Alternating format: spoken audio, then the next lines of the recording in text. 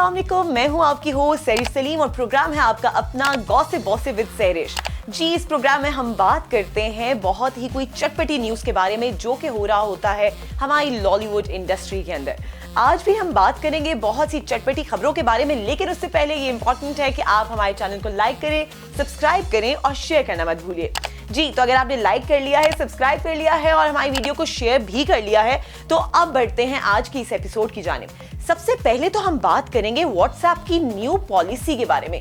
जी, जैसे ही व्हाट्सएप ने अनाउंस किया कि व्हाट्सएप का तमाम डेटा जाएगा फेसबुक के ऊपर भी, तो तमाम लोग आ गए एक पैनिक के अंदर और बड़ी एक हलचल मच गई और लोगों ने स्विच करना शुरू कर दिया, ना सिर्फ सिग्नल बल्कि टेलीग्राम पे भी। और टेलीग्राम और सिग्नल के बिजनेस में बहुत ही हद तक इजाफा देखने में आया है। लेकिन जैसे ही व्हाट्सएप को लगा कि तमाम उनके यूजर्स स्विच कर रहे हैं दूसरे ऐप्स की जानिब, तो उन्होंने अपनी सफाई में कुछ कहना मुनासिब समझा और उन्होंने अपनी सफाई में ये कहा कि नहीं, ऐसा कुछ नहीं है, तमाम डेटा नहीं जाएगा फेसबुक पे और आपकी प्राइवेसी का पूरा ख्याल रखा जाएगा। अब देखना ये है कि क्या व्हाट्सएप सच कह रहा है या लोगों की जो फैलाई हुई खबरें हैं वो सच्ची हैं। So we have to just stay tune ताकि हमें पता चले कि क्या है सच और क्या है झूठ।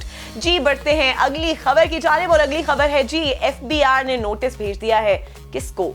दो अहम सेलिब्रिटीज को भेजा गया है नोटिस एफबीआई की जानिब से, और भेजा गया है इस चक्कर में कि टैक्स नहीं पे कर रहे। यार, क्यों नहीं पे कर रहे आप लोग टैक्स नहीं पे कर रहे? कौन लोग? वो है जी राहत फतेह अली खान और आतिफ असलम। इनको भेजा गया है एफबीआई की जानिब से टैक्स का एक इतना बड़ा सारा नोटिस और कहा गया है कि जी आपने पे करना है बहुत सारा टैक्स। जब आप इतना लाखों में कमा रहे हैं बल्कि करोड़ों में कमा रहे हैं, तो डेफिनेटली हमारे मुल्क का असासा यही है कि आपने टैक्स जरूर पे करना है। सो आतिफ असलम और राहत फतेह अली खान दोनों ही हमारे लेजेंड्स हैं। सो वी रियली होप कि वो जल्दी से टैक्स पे कर दे और उनके ऊपर ये जो एक आ रहा है कि तमाम लोगों से बैकलैश उन्हें मिल रहा है, so definitely they should come up with something और वो अपने आप को प्रूव कर दें कि वाकई वो एक सच्चे और पैट्रियोटिक पाकिस्तानी है।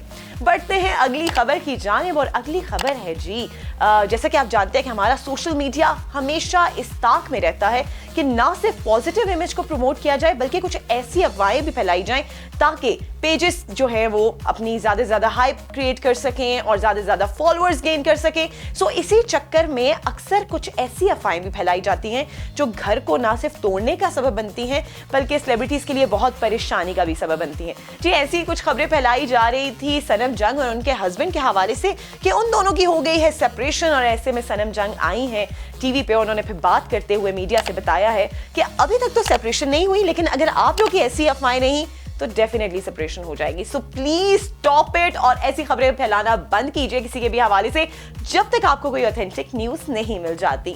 बात करते हैं, जब सनम जंग की बात हो ही रही है, तो उर्वा और फरहान का रिश्ता जो कि बहुत ही एक खूबसूरत सा रिश्ता माना जाता था, बल्कि माना जाता है, और लोग बहुत अप्रिशिएट करते हैं इस कपल को और बहुत पसंद करते हैं इस कपल को, उनके बारे में भी अफवाहें हैं कि उनकी सेपरेशन हो गई है और वो सेपरेशन के बहाने पे हैं।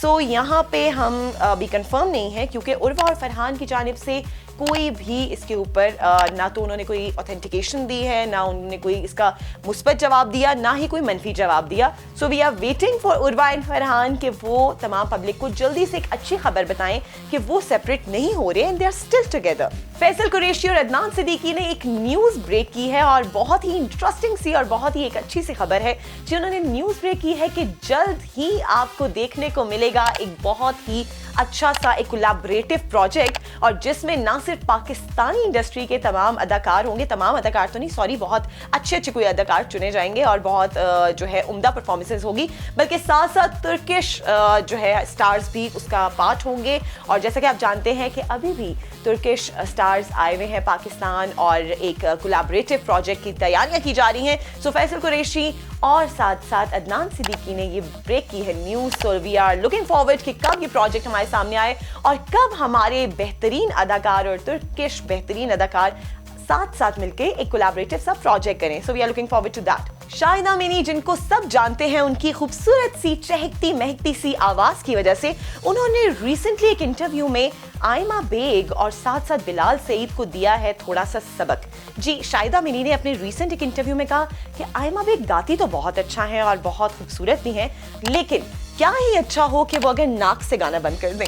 जी, पता नहीं अब आयमा बेग का इस बारे में क्या कहना होगा। साथ उन्होंने बिलाल सईद का भी कहा है कि बिलाल सईद गाते अच्छा है पर उनको परफॉर्म करना नहीं आता। सो लेट्स सी कि इन दोनों के अब इसके बारे में क्या जवाब आते हैं। खैर शाहिदा मिनी हमारी एक सीनियर आर्टिस्ट हैं और बहुत ही खूबसूरत गायिका हैं।